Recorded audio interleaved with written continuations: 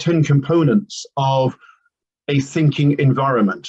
This is not conceptual. This is not airy-fairy. This is not some sort of theoretical nonsense. This is absolutely challenging, well-grounded, in-your-face stuff. So, clock running, Rebecca, off we go. We're trying to keep these fairly tight. We'll look at them one at a time. The first one being attention. I've summarized that in 3 words, which is very unfair. Attention, listening with respect. If I can just say one more thing on this, and I'm looking at my brief notes as she summarizes it in Time to Think. Listening with respect, interest, and the bit I've missed there because it couldn't fit on the line, fascination. Come on then, where's that take you, Rebecca? Yeah, I love this one. This is interesting, isn't it? And the other thing that she says around this is the quality of your attention determines the quality of other people's thinking. And I think that's really important as well. How often do we get somebody's full attention when we're having a conversation with them or when we're in a meeting and things?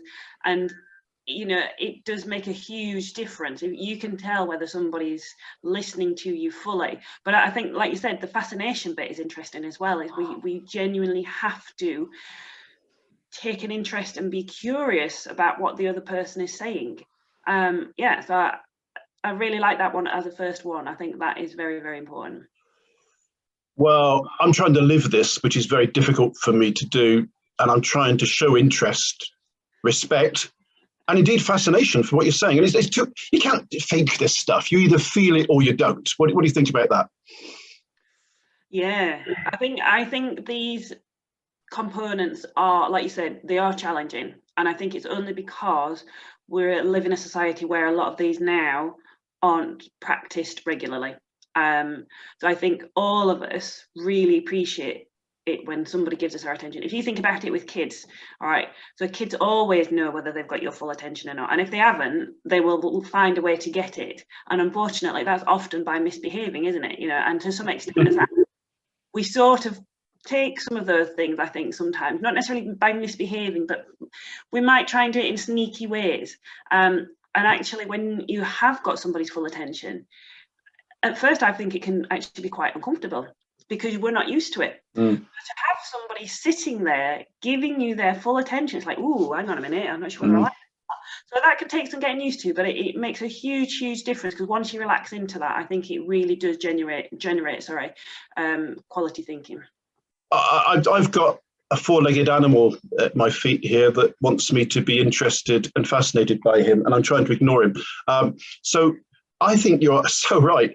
I can remember the very few fingers of one hand time when I have felt genuinely and prolonged in a work context listened to.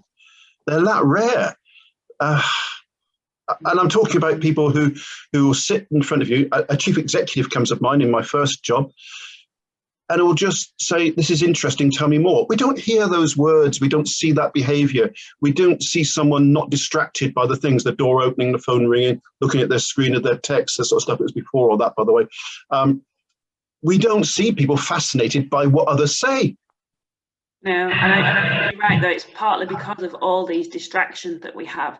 So I think setting up a thinking environment is really important. And one of those things needs to be that people have to be present in the space, and doing that by whatever they need to, whether that's turning off digital devices, whether that's just taking a couple of minutes to do some deep breathing, be physically present in that environment so that you can give your full attention, because we can't unless we've got rid of the distractions, or minimize them at least. Do you think people can change?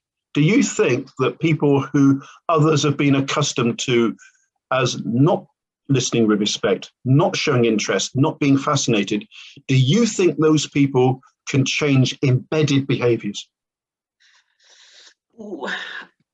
That's a difficult one. Ultimately, my optimistic sense would say yes. I do believe everybody can change.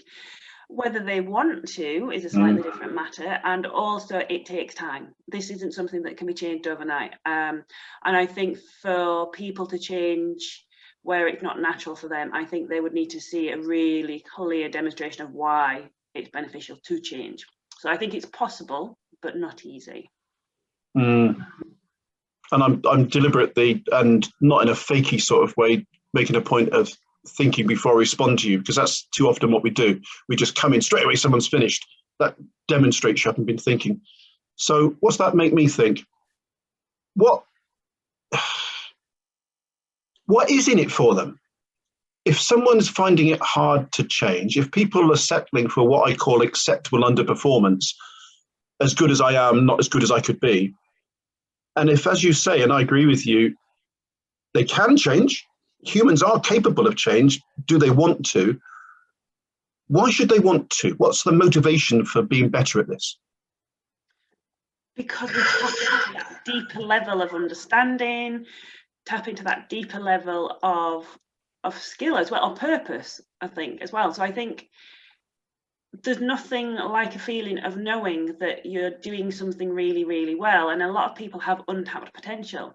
When they're given that full attention and that space, it allows you to dig deeper and maybe come up with ideas that's buried somewhere, but are still there nevertheless, and gives people that opportunity to share ideas that perhaps they haven't shared before. Not as many people as we'd like to believe see value in that, at particular leadership, managerial level in organizations, by my observation of 40 years. By my observation of 40 years, I'm not sitting there thinking, oh, that's all good news then, because I've seen a procession of people who see value in others' perspective and want to develop the talent of others. No, I haven't. I've seen a procession of people who like to dominate, use their authority improperly, intimidate, treat all great ideas as their own only, squelch the ideas of others, don't perceive how they can intimidate others. And that worries me, because this simple statement of listening with respect, interest, and fascination, I fear is too much for an awful lot of people it's dependent upon for organizational success. It does, right, I do agree. It's it's not easy, but I do have faith. I have faith that people would want to experience this more often if they'd experienced it once and saw the value in it. All right, I like your enthusiasm and positivity. We said we keep these short, one at a time. Let's pause this one here. These are all things we'll come back to, but let's stop this one at this point, and then we'll work on the second. Yep.